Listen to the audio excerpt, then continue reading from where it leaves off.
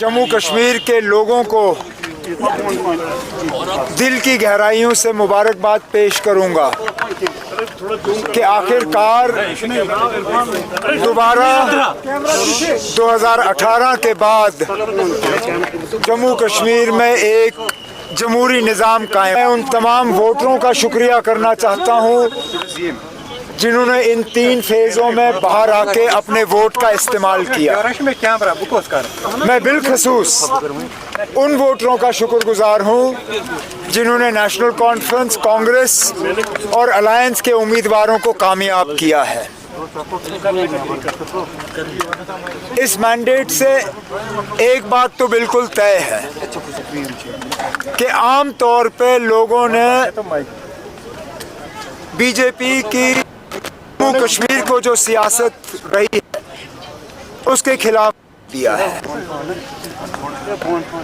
BJP ने जो पुरानी तंजीमों को, जिसमें खासकर नेशनल कॉन्फ्रेंस को सियासी निशाना बनाने की कोशिश की, हमें कमज़ोर करने की कोशिश की, हमारे मुतबादल यहाँ पे तंजीमें खड़ी करने की कोशिश की, आज उनका आम तौर पे देखा जाए तो नामो निशान जो है वो इस इलेक्शन में मिट गया है।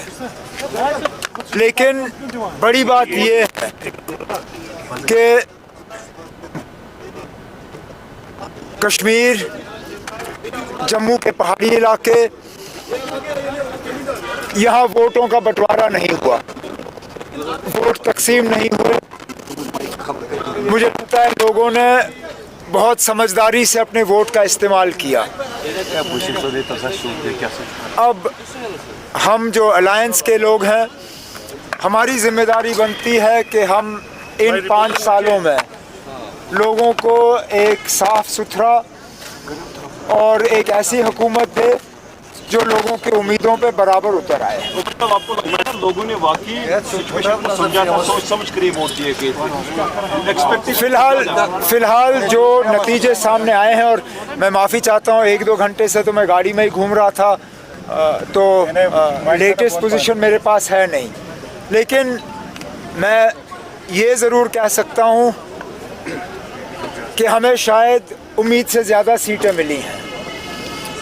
अगर इस इलेक्शन से पहले आपने मुझे कहा होता कि नेशनल कॉन्फ्रेंस की ये पोजीशन होनी है तो मैं शायद उस चीज़ को मानता नहीं। खासकर पार्लियामेंट इलेक्शन में जो हमारा हाल हुआ, मैंने बीच में कुछ आप में से मीडिया वालों को ये भी कहा था, मैंने कहा था कि शायद हम गलती कर रहे हैं। जहां हमें रशीद का बारामूला में वेव पार्लियामेंट इलेक्शन में नज़र नहीं आया, इस बार हमने बढ़ चढ़ा के उसका वेव देखा जहां वेव था ही नहीं। और बहुत सी ऐसी पार्टियां जिनको शायद ये लगा था कि मरकज़ की मदद से वो कुछ हासिल कर सकेंगे, नहीं कर सके। मैं ये भी मानता हूं कि नेशनल कॉन्फ्रेंस को कुछ ऐसे लोगों से वोट मिले होंगे जो शायद नेशनल कॉन्फ्रेंस को कभी भी वोट देने के लिए तैयार नहीं थे, लेकिन इस बार सिर्फ़ और सिर्फ बीजेपी और बीजेपी की साजिशों को रोकने के लिए वो नेशनल कॉन्फ्रेंस को एक मौका देने के लिए तैयार थे।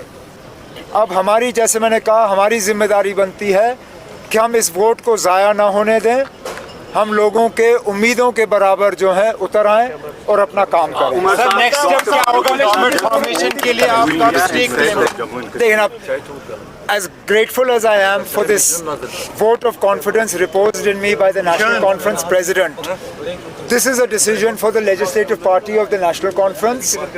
It is a decision to be taken by the allies together. The National Conference legislative party has not met. Let the National Conference legislative party meet. I am not staking a claim to the Chief Ministership of Jammu and Kashmir. It is for the alliance, for the elected members to decide who they feel should lead the state over the course of the next 5 years.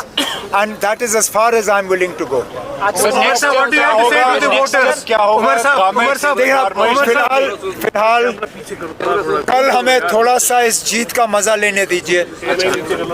मेरे साथी जो दूर दराज इलाकों में जीते हैं वो भी थोड़ा सा एक राहत का सांस लें। मुझे लगता है 1 आध 2 दिन में हमें अपनी लेजिस्लेटिव पार्टी मीटिंग बुलानी होगी। उसमें नेशनल कॉन्फ्रेंस का लेजिस्लेटिव पार्टी लीडर चुना जाएगा।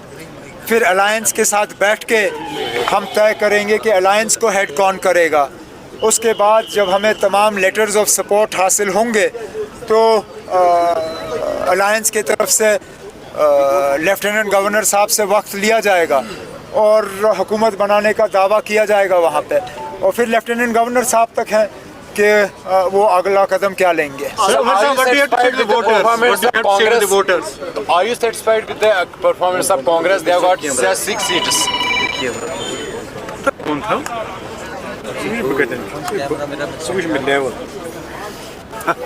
So will you have an upper hand? We are grateful for all the seats that we've got. Could we have got more seats? Well, anybody can get more seats. But thank goodness we didn't get less than this. We have a mandate from the people to govern Jammu and Kashmir over the course of the next 5 years. And we have to make sure that we respect that mandate. I don't want to get into should we have had more, because then that's being greedy. हम अगर और मांगते तो शायद कम मिल जाते। इतने मिले हैं बड़ी बात है, जितने मिले मैं उसका बहुत ही शुक्रगुजार हूँ। I would like to believe that the Honorable Prime Minister, and I use the word honorable because I believe he is an honorable man.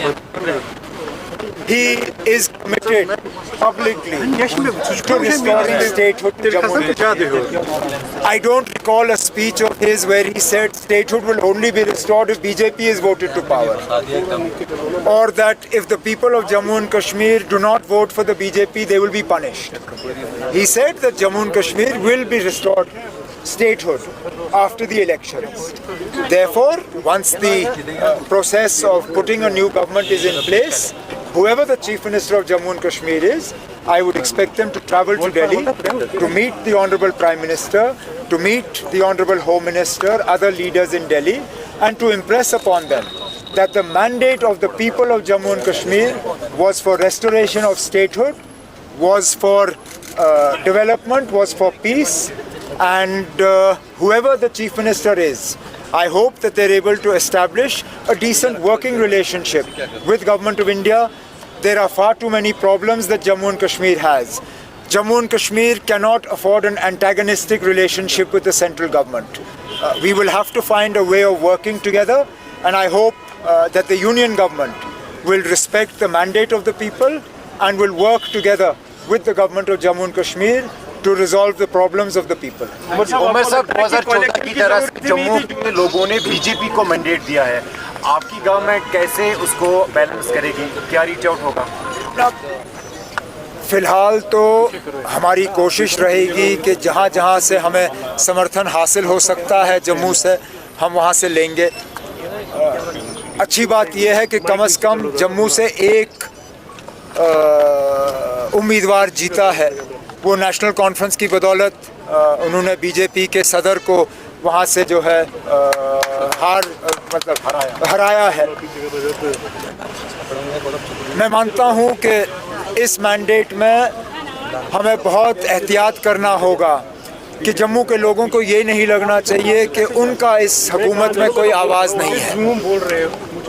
मैं तो मान के चलता हूँ कि रियासत का दर्जा हमें वापस मिलता है तो हुकूमत को कोशिश करनी चाहिए कि लेजिस्लेटिव काउंसिल जो है दोबारा कायम हो। लेजिस्लेटिव काउंसिल कायम हो तो जम्मू से नुमाइंदे जो हैं वो नॉमिनेट होकर आने चाहिए ताकि उनकी आवाज़ जो है रूलिंग डिस्पेंसेशन में वहाँ पे बरकरार रहे। नॉमिनेशन ऑफ गवर्नर 5 MLAs जो clean sweep as far as the move to nominate is concerned, I believe it will now serve no purpose for the BJP to nominate 5 of its people simply to sit in the opposition. The BJP should respect the mandate of the people. The Lieutenant Governor should respect the mandate of the people. These 5 seats should be filled by nomination, but the recommendation for the nomination should come from the elected government, which was the past practice. We had two nominated women in the assembly. Those positions were filled by the governor on the recommendation of the elected government. Let us not forget, in the past you've had a situation where Prime Minister Modi has been elected to lead a BJP government, but the President of India was Pranab Mukherjee, appointed by the Congress. Whenever people had to be nominated to the parliament by that government, Pranab Mukherjee didn't nominate people from the Congress. He nominated people on the advice of the government. I would request and I would expect that the Lieutenant Governor nominates the 5 members on the advice of the incoming government. जी उमर साहब जो NC को इतना clean sweep मिला है, कोalition की जरूरत लगती नहीं आपको? fulfill and people should expect. We don't yet have a government. We haven't yet been invited to form a government. I hope that we are, and this question can be posed to the Chief Minister once that person has taken oath. Thank you. Umar साहब फारूक साहब का कितना इसमें हम credit मानते हैं जो फारूक साहब इस उम्र में खड़े रहे? अब हमारे बॉस हैं, हमने उनके मतलब छत्र छाया में इलेक्शन लड़ा। हर मैंडेट पे फारूक साहब का दस्तखत है। ये सारा क्रेडिट, सारी कामयाबी पहले तो अल्लाह ताला को, उसके बाद जनाब फारूक साहब को, और उसके बाद नेशनल कॉन्फ्रेंस के तमाम वर्करों को, जिन्होंने दिन रात मेहनत करके अपने अपने असेंबली हलकों में अपने उम्मीदवारों को कामयाब किया।